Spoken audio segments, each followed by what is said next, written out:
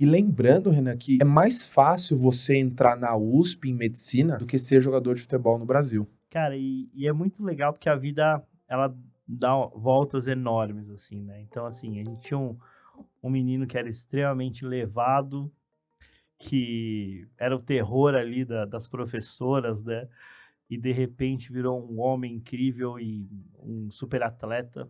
E hoje nós vamos falar aqui sobre a tua carreira, sobre tudo que você conquistou e principalmente sobre o propósito que você tem tido hoje, e a tua mensagem, né. Hoje você tem levado uma mensagem, eh, uma mensagem que salva vidas, né, que transforma vidas. E a gente que tem filho, né, eu tenho filho, você tem filho, a gente sabe quão importante é.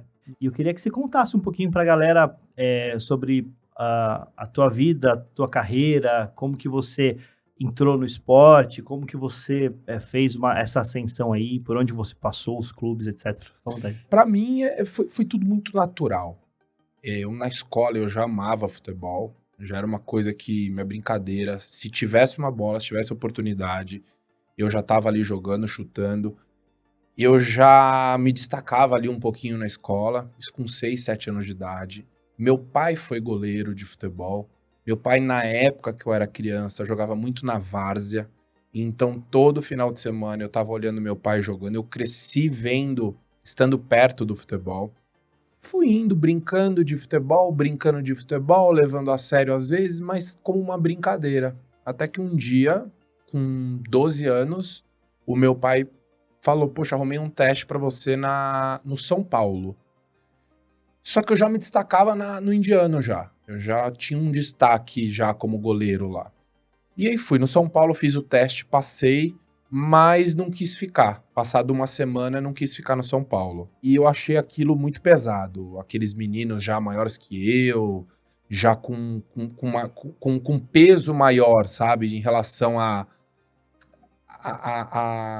eu era muito mais menino do que eles, muito mais brincadeira e eles levando muito mais a sério. E daí me conta, daí você chegou, né, Aí eu fui no São entrou, Paulo, conheceu os meninos. Eu fui no São Paulo, tomei aquele choque e falei, pai, não é isso não quero.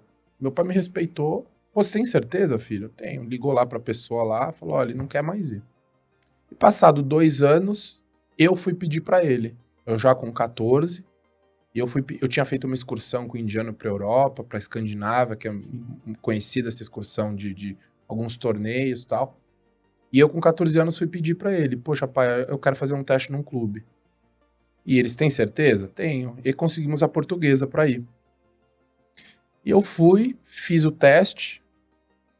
Renan, eu vinha de uma situação, nossa, eu acredito que era muito parecida, que era uma família de classe média, onde a gente não tinha nada em excesso e nada faltando em excesso.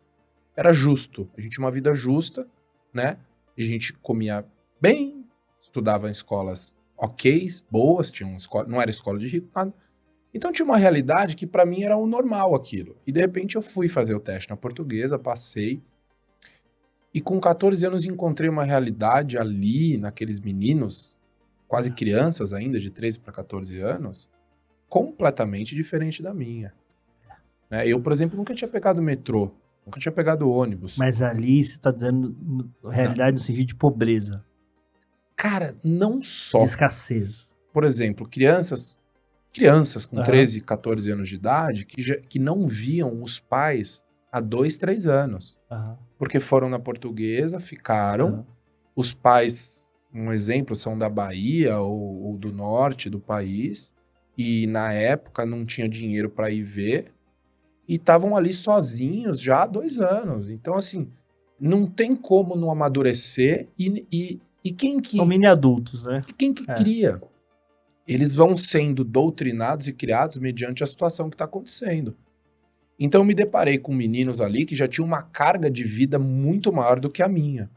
E eu dei um azar também que eu cheguei no meu primeiro dia, era para eu ter ido de metrô, meu pai tinha feito todo o itinerário para mim, bem Nutelinha mesmo eu, né? Apesar de não ser, mas sabe, ó filho, você pega o metrô aqui, fez um mapinha para mim e tudo. Só que a gente se atrasou no trânsito, ele, vou ter que te levar. E ele foi me levar. Na época, meu pai tinha um bom carro. Um carro bem legal mesmo. E ele entrou na Portuguesa com o carro e me deixou na porta do vestiário. O que pra mim era normal, o carro do meu pai era igual o carro do amigo do meu pai, igual ao amigo do meu pai, não É era... realidade, né? É, Aham. para aqueles meninos que estavam ali, o carro do meu pai parou e eu desci, tá descendo tá vindo um rico aqui, O Playboy, um né? playboy, que foi como eu fui conhecido durante muito tempo, por causa desse dia. E eu fiquei no teste, mas abriram a minha mochila nas 2 semanas seguintes. Então, assim, me roubaram o quê? Desodorante, shampoo, toalha. Todo dia eu assumia alguma coisa minha. Até que teve um dia que eu parei de levar. Não levava shampoo, não levava nada. Até que eu comecei a pegar amizade com o pessoal e fui ficando. E aí, fiquei na Portuguesa 9 anos. Foram 9 anos da minha vida que todos os dias eu saía... Dos 14 aos 25, né? 25, Não, 24... 23, né? 23 anos. Hoje, por exemplo, você chegou com 14 anos. Você ficava imerso no clube? Ou você, tipo, você ia lá, treinava, voltava? Na Portuguesa, né? É. Não, eu ia todos os dias e voltava. Isso tinha um lado bom e um lado ruim. O lado ruim, fui assaltado muitas vezes. Né? São muitos anos atravessando São Paulo de metrô. Então, teve uma enchente que matou muita gente no Anhangabaú. E eu passei por poucos momentos perto de ônibus nessa enchente. Fui assaltado algumas vezes. Então, assim, o lado ruim da história era esse, era o trajeto. Mas tinha gente que morava lá? Não, então, tinha é? tinha muitos. Quem é fora do estado morava lá. O lado bom é que eu tava em casa. Eu demorava 2, 3 horas pra chegar em casa. Protegido, né? Mas eu tava em casa, dormia em casa. Tá. E eu levava, às vezes, né, Natal, às vezes Ano Novo, às vezes final de semana, eu levava uma galera pra minha casa pra poder desfrutar um pouquinho do conforto que eu tinha. Que não era muito, mas pra aquela situação Sim. era. Não era muito, não. Era muito, sim. Sim. Posso reclamar, não. Eu tinha meu quarto, minha televisão, meu controle. Mãe, eu tô com fome, sabe? Videogame. Isso pode parecer pouco pra quem tem. Mas pra essa galera que não tinha, só de você ter um quarto seu... Pô, eles dormiam com mais 6, 7 no quarto. Não, sim. Na época, né? Então... E assim, todos os dias, faça chuva, faça sol, eu saía da zona sul de São Paulo, ali da região do Borba Gato, pegava um ônibus, pegava um metrô, pegava mais um ônibus, chegava na Portuguesa 8h30 da manhã. Mas qual que era você estava na Portuguesa, você jogava no sub... Eu entrei no infantil, antes não tinha sub, né? Era infantil, juvenil e júnior. Tá. Era 1 ano de infantil, 2 de juvenil e 3 de júnior. Tá. Hoje que mudou o nome das categorias. Eu entrei no infantil. Tá. E eu não sei se eu Você tivesse... foi pro profissional na Portuguesa? Sim, não? fiquei 3 anos profissional, como terceiro goleiro. Aham. Não tive oportunidade lá. Eu não sei se pensando hoje, se eu tivesse sido reprovado no teste ou tivesse sido mandado embora da Portuguesa, eu não sei se eu seria jogador de futebol. Eu não sei se eu iria para outro clube. Sim. Porque o que aconteceu na minha vida foi muito natural. Eu entrei para fazer um teste sem muita pretensão e fui ficando. E o fato de eu ficar, Renan, foi mostrando para mim mesmo, pô, acho que eu sou bom. Pô, cara, eu sou bom. Aí vinha a lista de dispensa. E aí entra uma coisa. Lista de dispensa com 14 anos de idade. Como é que o menino lida com isso? Nossa. Uma rejeição total, né? Junto com o abandono a família já abandonou, já... Você entende como é frustrante pro menino isso? E aí vinha a lista de dispensa. E eu fui ficando. E aí chegou um momento que, poxa, você vai ter que mudar de escola, vai ter que estudar à noite. Você já vai pra uma escola que já não é tão puxada.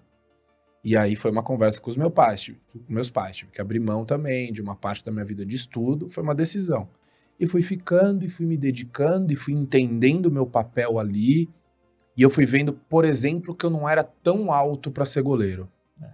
Né, os goleiros normalmente, na minha época, já tinham uma altura aí de 1,98m, 1,98m não, 1,90m, 98 é hoje. Eu tenho 1,85m e eu demorei para dar esse pichão. Eu já fui desenvolvendo na minha cabeça, eu não sou tão alto, eu sei que eu sou bom. O que eu posso fazer para suprir? Então eu acabei que eu sempre fui capitão dos times em todas as categorias, e isso me deu um destaque muito grande. Nossa. Então chegava goleiros lá de muito maiores do que eu, muito mais desenvolvidos fisicamente do que eu, mas não jogavam no meu lugar.